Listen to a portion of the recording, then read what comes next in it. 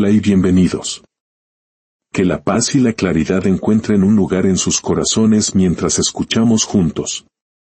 La historia que voy a compartir es una leyenda que se cuenta en voz baja en las tierras de México, una lección envuelta en polvo y sol. Antes de adentrarnos en este relato, si sientes que su mensaje resuena contigo, te invito a compartirlo.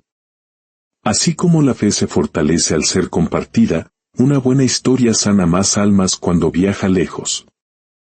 Al hacerlo, que la bendición de la humildad y la verdadera abundancia llegue también a tu vida y a tu hogar.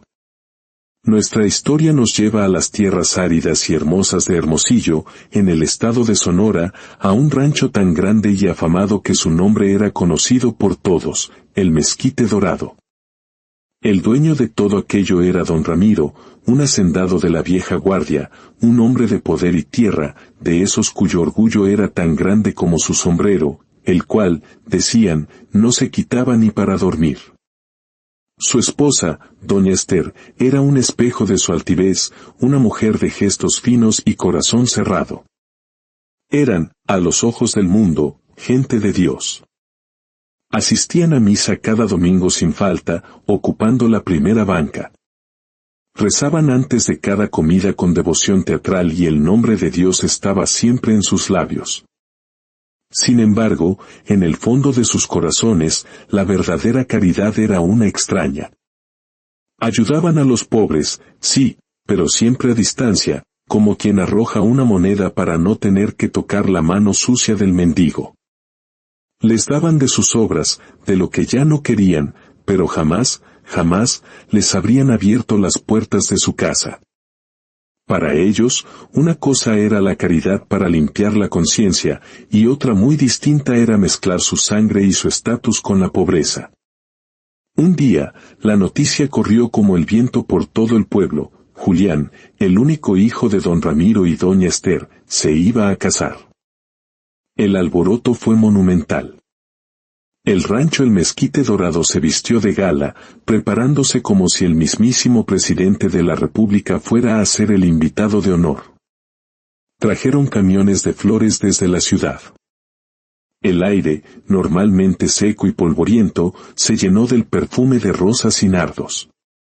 Se sacrificaron 12 vacas para el banquete. 12. Ni un rey en sus mejores días ofrecería tal festín. Las tinajas de vino se destaparon, las ollas de barro hervían con frijoles guisados en manteca, y cabritos enteros se asaban lentamente en hornos de tierra, su piel dorándose hasta quedar crujiente. Se prepararon montañas de tortillas gruesas, quesos frescos que sudaban suero, arroz rojo y dulces de leche y calabaza que empalagarían a un ángel. La noticia atrajo a invitados de todas partes. Llegaron otros hacendados, comerciantes con sombreros nuevos y botas relucientes, mujeres envueltas en perfumes caros y vestidos de seda.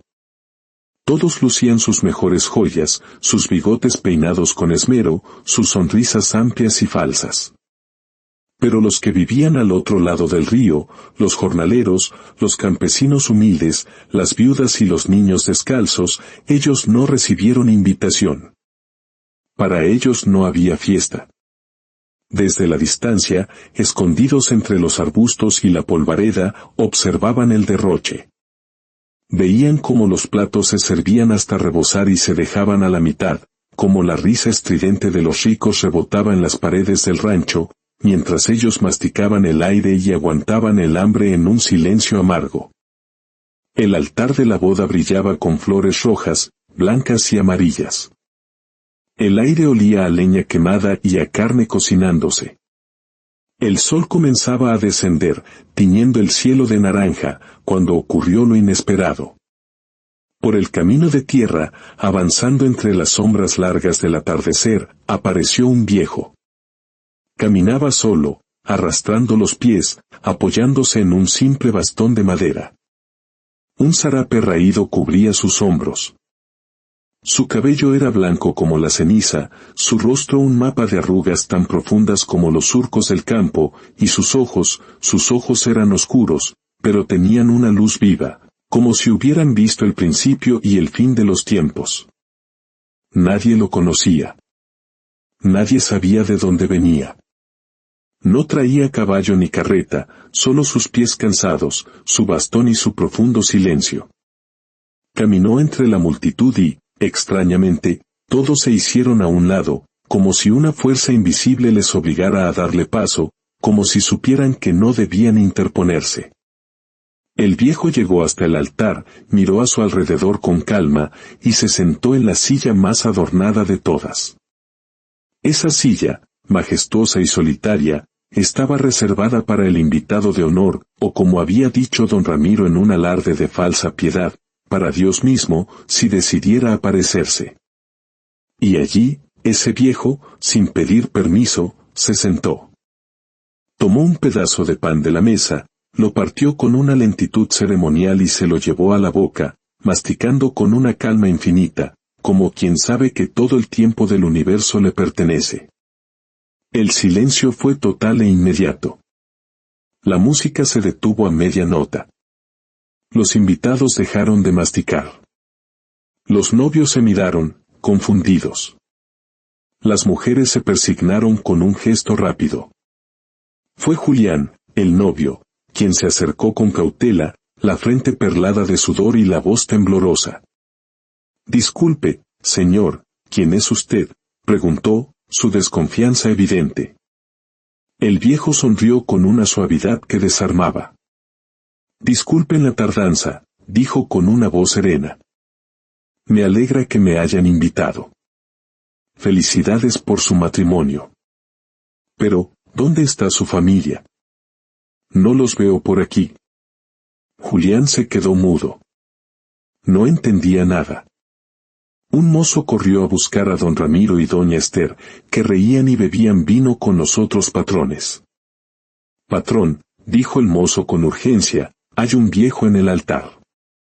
Se sentó en la silla de honor. «Dice que fue invitado». «¿Qué viejo?», preguntó don Ramiro, su voz seca por el vino y la arrogancia. «No lo conocemos. No parece de los nuestros. Viene solo y se comporta de forma extraña». Don Ramiro frunció el ceño.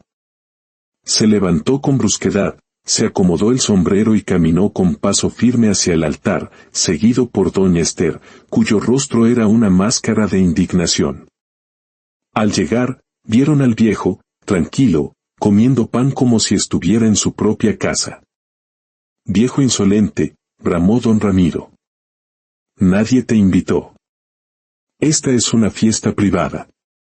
Levántate y lárgate de aquí ahora mismo». El viejo no respondió. Solo lo miró. Una mirada profunda, sin rabia ni burla, pero que pesaba como el silencio antes de una tormenta. «¿Qué esperas?», gritó doña Esther, su voz chillona. «Si hubieras pedido comida como un mendigo humilde, te habríamos dado las sobras. Pero entraste como un ladrón».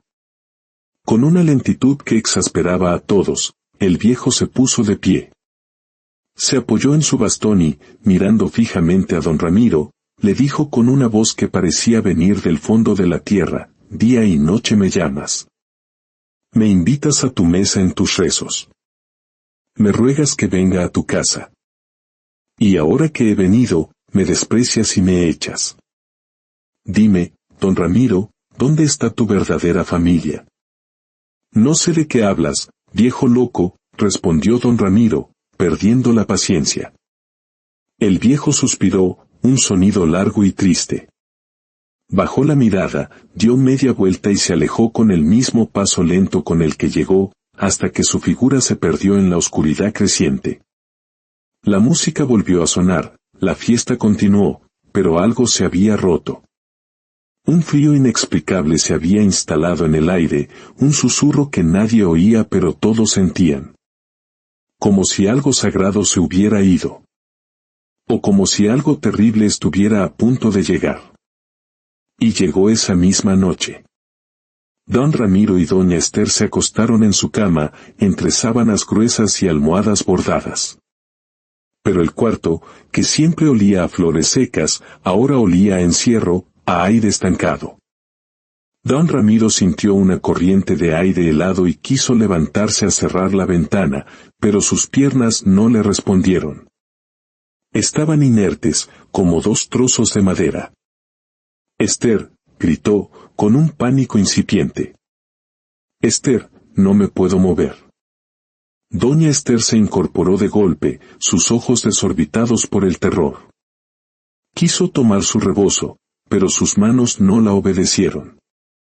Su boca se torció en una mueca grotesca. «Ramiro», balbuceó, «algo me pasa, algo». De pronto, un viento violento sopló dentro del cuarto. No vino de la ventana. Nació de la nada, como si la propia casa hubiera exhalado un aliento glacial. Las velas se apagaron todas a la vez, sumiendo la habitación en una oscuridad densa, pesada como el humo de leña verde.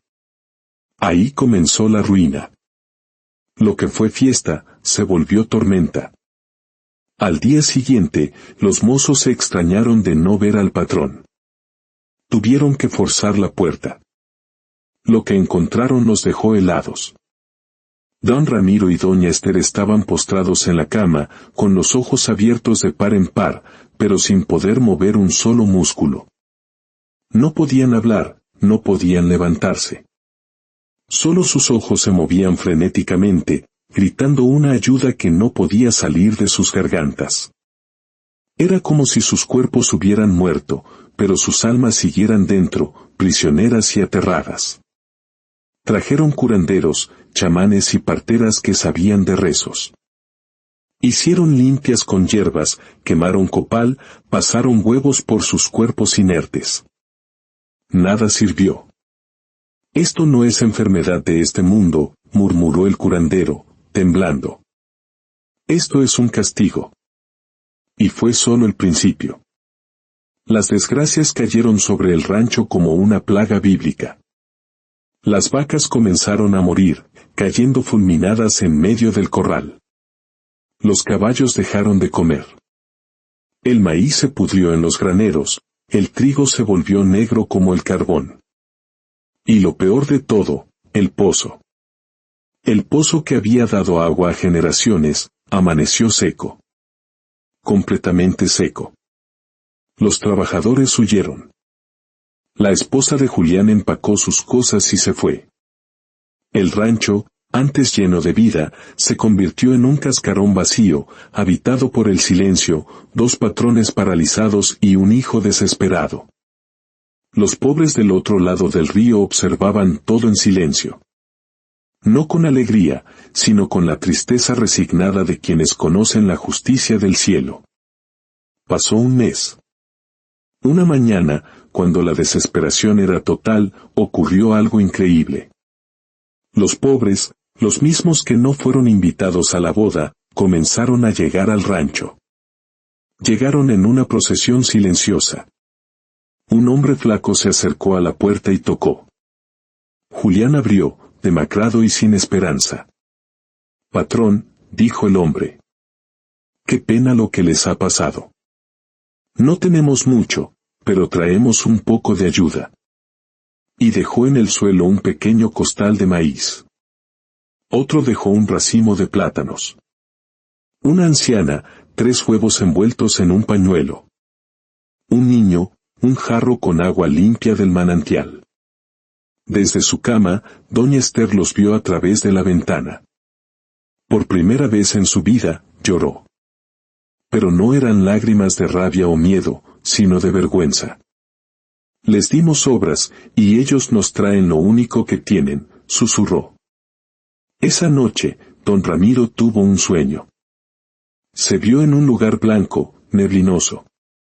Frente a él, en una roca, estaba sentado el viejo de la boda, pero ahora su zarape era de un blanco resplandeciente.